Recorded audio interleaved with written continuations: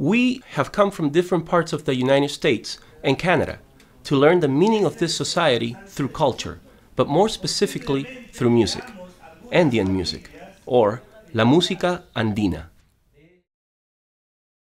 It is not a typical Monday afternoon on this July 6, 2009. It is 6:13 p.m.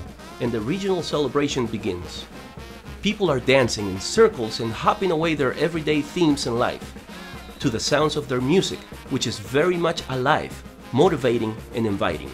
I too found myself hopping and sensing liberation, culture, customs, but most of all, the passion for life, friendship and dignity. While the band La Gran Familia performed huaynos and other genres of music, all swinging side to side in unison, the Barrio de Xullo, with their glamorous clothing and loud whips, gave the father-son an okay to leave us, for the band and the Xullos would continue to illuminate the streets of Huaylas. The church, a beautiful sample of modest architecture decorated with empty plastic bottles painted in colors of yellow, green, blue, and red, stores the different images and statues of the saints that once were among us, but now are considered messengers of God. As I look around this old building, I see some people sitting on the benches.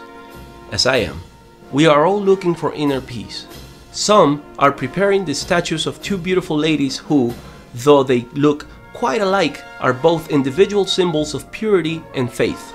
A young Santa Maria, Mother of Jesus, and her cousin Santa Isabel, an older woman believed to be sterile.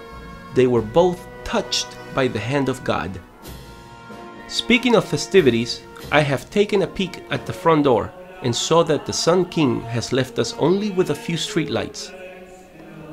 I look back inside again and listen to the priest, and while still in his liturgical prayer, he sends a clear message to the people in attendance. These words are complemented with beautiful music and lyrics sang by all in this old building. Even I began to murmur the words of the cantos religiosos. These cantos, or religious songs, are all typical songs written and performed for Mass. Catholics know the words very well, and they sing out loud the glory of the Son, the Father, and the Holy Spirit.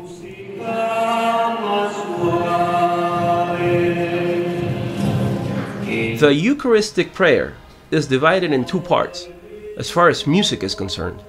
The offertory, or bearing of gifts, of corn, avocado, and other items from the town, was accompanied by the conjunto incaico, a choral of children, two violinists, and a harp player, who, with their sounds imploring Santa Isabel to love her children during these festivities, impressed the clergy and all the guests alike.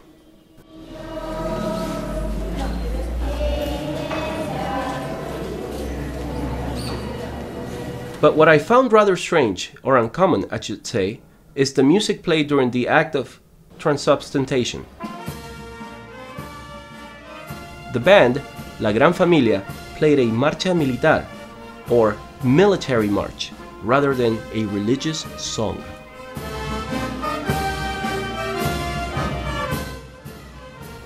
To me, this was fascinating, coming from a military background, to find that in a religious ceremony, one would find it rather acceptable to link the Holy Spirit to any type of military expression. Intrigued by this event, I spoke to my professor about this phenomenon. He explained to me that marchas militares are played for authority figures as a sign of respect, and in most cases, God is thought of as such, as a religious authority. Therefore, their respects are paid in this form of music. But throughout the day and during the Procesión de la Virgen, or procession, it only became more peculiar in the sense of music choices.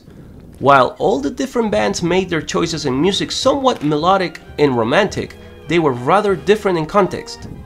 The Banda Sol Naciente de Cajacay played Condor Pasa, a more political theme rather than a religious one. It was written by a Peruvian-born Daniel Alomía Robles.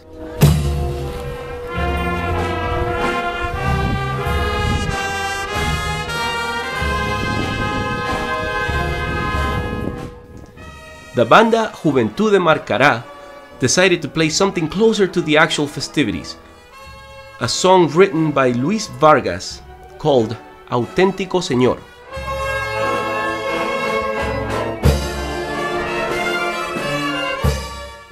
But again and again, the Banda La Gran Familia kept surprising me with their choices in music. This time, while ending the procession, the band decided to play Somewhere Over the Rainbow, a theme created for the 1939 movie The Wizard of Oz, music by Harold Arlen and lyrics by E.Y. Harburg.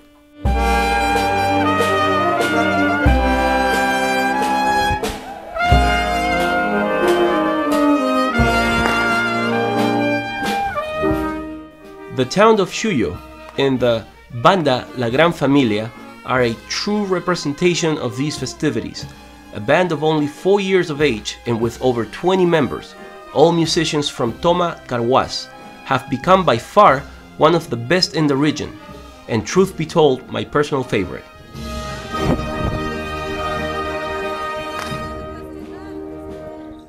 I had a chance to talk with some of the members of La Gran Familia. We joked and we drank in the name of tradition and culture. The more I talked to them, the more I realized that for some of these musicians, this event may only be a contract to play their music. For others, it is faith in the Virgen Isabel that brings them here. But to all of them is a way of showing respect and benevolence to a ritual based on love for others and the belief that Isabel, the Virgin, is and always will be not just a symbol of religion, but a true and faithful woman who believed in God, and through her faith and love makes this town a very special one. Virgen Isabel blesses the cosechas or harvests of the town, and consequently she blesses the people of Huaylas, and La Gran Familia thanks her through their music, which was alive tonight.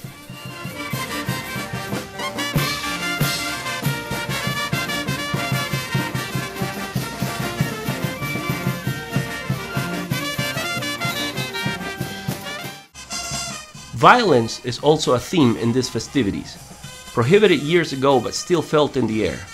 I took some time to speak with another musical director. The Banda Juventud de Marcará lost one of their own 7 years ago. A trumpet player lost his life when one of the avellanas or fireworks used to scare and challenge people ricocheted off a tree and ended up in the back of the musician's head, killing him instantly. The director explained to me that back then, the band would play a song named El Torito, a fighting theme or war huayno, which would invite one barrio to fight against another one.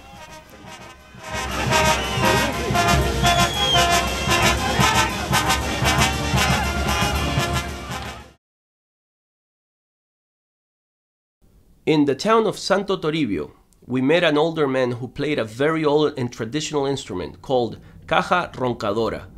This one-man band, composed of wind and percussion instruments, is used in the Fiesta Yawar Yawar.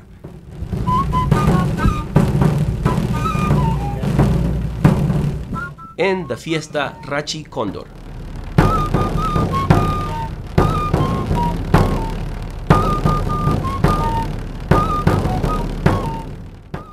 The latter was celebrated until the 1970s, but stopped due to its violent nature. The violent nature of the fiesta can be indicative to the violence caused to the condor. The Andean bird, the condor, is hit in the head several times by a man on a horse, killing it. This bird is believed now to be at the risk of extinction, but the music lives on, and the beautiful sounds of the man in Santo Toribio gave us all that thought of power and dominance.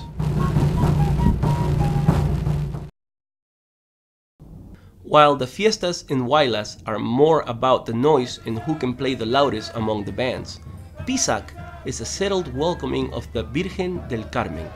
The music played throughout these festivities reflect more the sentiments of the people rather than the power of their lungs. The first music sample I heard came from one of the groups, or comparsas, in Pisac. They were the Collas de Pisac, but I found later that these names have many ways of being spelled out, and so I followed this tradition.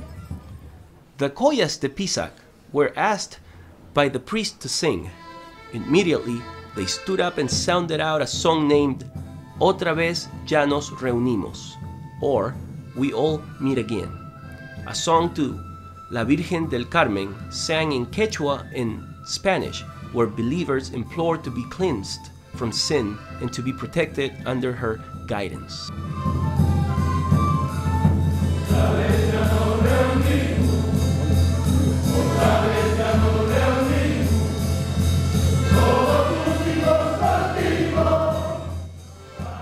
A few minutes later, still part of the celebration, everyone joined in to sing Santong Tai Tai Kanki. This song, accompanied by violins and an accordion, performed in Quechua, speaks directly to God, saying, "You are our Father, our God, our Protector, our God from the heavens," as the Mass went on.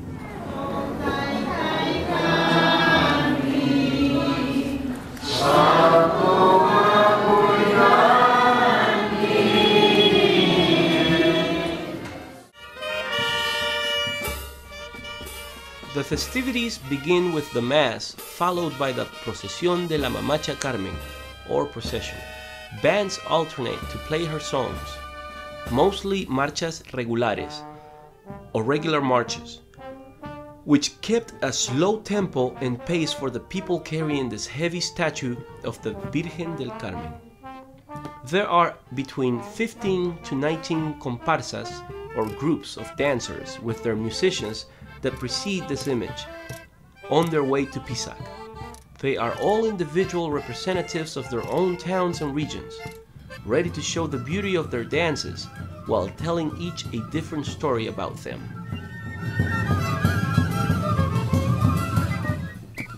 Take, for example, the Auca Chileno.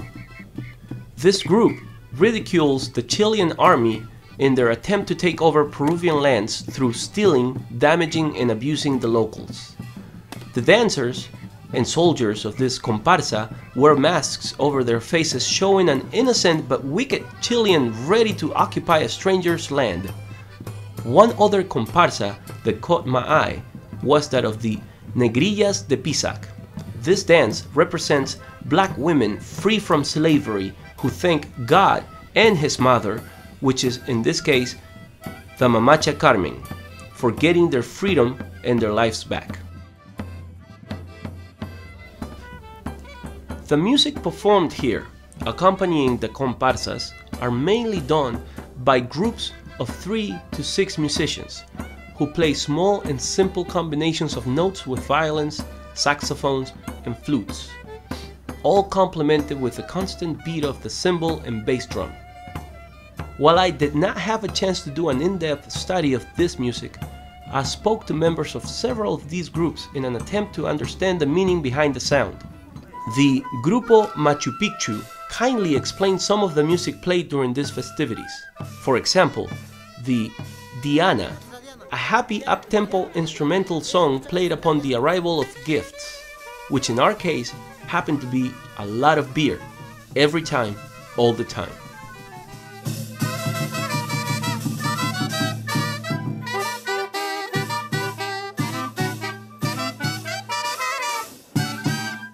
Despedida, or Farewell, was another song played by this group, along with their comparsa Capac Negros, during the Romería, a visit to the cemetery to honor their dead. Despedida is a slow-tempo song sang in Spanish and Quechua that invites the brotherhood, dead and alive, along with the Virgen del Carmen, to meet again next year.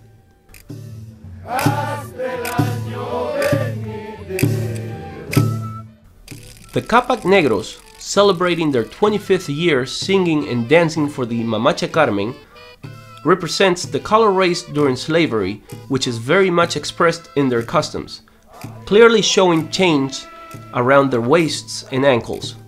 They wear dark-colored masks, painted with tears under their eyes to symbolize their suffering. Their clothing is made of expensive silk, and their hats are decorated with pearls and other beautiful stones.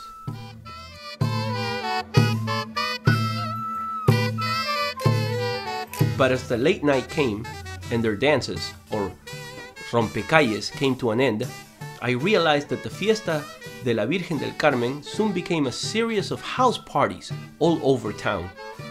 And although the small groups of musicians were still around with their comparsas respectively, in case they had to play a Diana, each family and comparsa had hired a band for its own home-based party.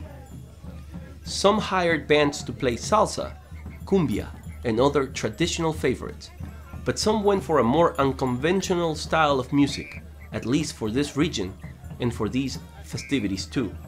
Rock was the genre of choice at one of the houses I had the opportunity to attend to.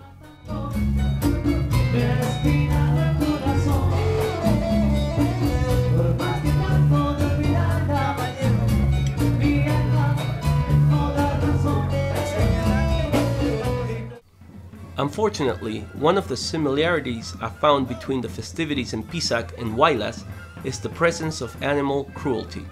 In the case of Pisac, the gallo tipi makes its mark.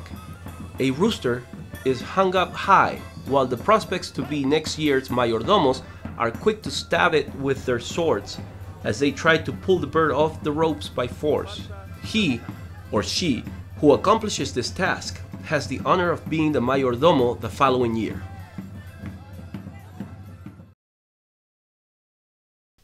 In this region, we celebrated two different festivities. The first was the Erranza de Santiago in the town of Pucará, an event created by farmers in honor of the Taita Shanti, or the Saint of the Cattle, Saint Santiago from Spain. This fiesta is divided in several parts. The Coca Quinto happens the night prior, where the farmer prepares a manta or blanket with coca leaves and other items from their lands. We all sit around the manta while dancing to the rhythms of the tinja, a small drum, and the yungur, an elongated piece of wood in the shape of a quena with a mouthpiece which creates rudimentary sounds from very few notes. In this event, there were saxophones and women singers.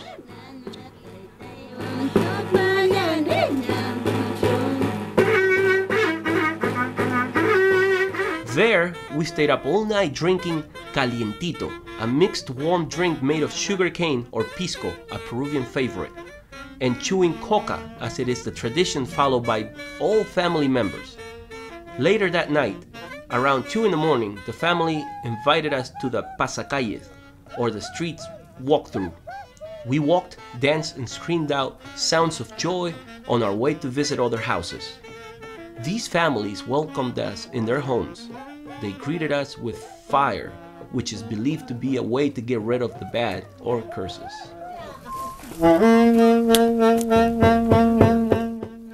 The genre of music in this region is quite particular. A rhythm called Santiago, a constant beat of the tinja accompanied by the sounds of the yungur, make this a rather strange yet contagious music that kept us on our feet all night long. As the night was coming to an end, we went on to celebrate the Lucy Lucy in reference to Lucero, or highest star, which announces the new day. Son las 4 de la mañana. Acabamos de terminar con el Lucy Lucy, que fue cuando le prendimos fuego a todo el mundo para acabar con los espíritus y esperar la llegada del sol. La llegada del sol la esperamos puros, sin cosas malas, y eso es lo que significa el fuego cuando lo pasan por el cuerpo. The next day, we came back to eat lunch as it is customary. We enjoyed the best delicacies of the town of Pucará. This sopa de mondongo, or beef tripe soup, was a rather tasty meal specially cooked by the Perez family, owners of the house and cattle. We sat and enjoyed the music of Los Ríos de América, a band of only 3 years of age, which included 6 wind instruments and 1 drum. This band, directed by a young musician named Mr. Rios, played a series of songs in the very unique Santiago style. which brings together the consistent sounds of the drums beating without a break to keep the tempo for the clarinet and diverse types of saxophones. In Chongos Bajo, our second festivity went on as we arrived. The Fiesta a Santiago Apóstol. This is a tribute to the Saint Santiago of Spain that brings together the different barrios in that area, much like Huaylas and Pisac. This festivity was a gathering of several towns in representation of their pasts, but with a twist that I had the scary privilege of witnessing: the sacudimiento de polvo, or dust shaking, a one-on-one fight armed with short whips that were aimed to the upper back of the rival. One event I can only describe as painful, but perhaps a little fun to watch. Later that day, as we came back to the church, two men sitting there played us the wakra puku, a wind instrument made from several parts of the bull's horns, taped to give this instrument a round shape, perhaps a secret for their particular sound.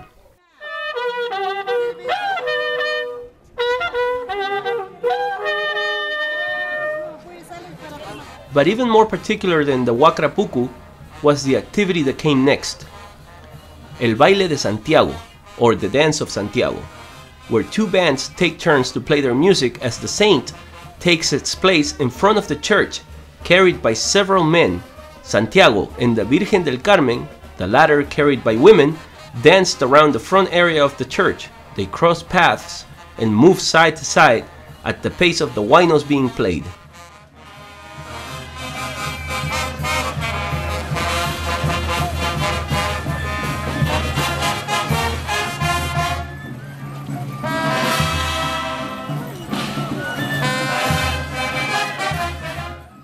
There is a familiar taste of bittersweet in the air as I take a last look around the room to make sure nothing is left behind. The feeling of accomplishment came across with the sense of being alone again. Many years in the military have taught me to move on and never to look back. Even as I try to think of what I'm going to write next, I realize that everything was so unique in nature that it will be hard to let go. All of this came with a great price in my life. I was born and raised in this country of wonders. My return to Peru was extremely emotional given the reality of my friends and family members. Most of them did not make it out of my neighborhood, and so the sense of guilt and perhaps sorrow became clear when I had the opportunity to see them.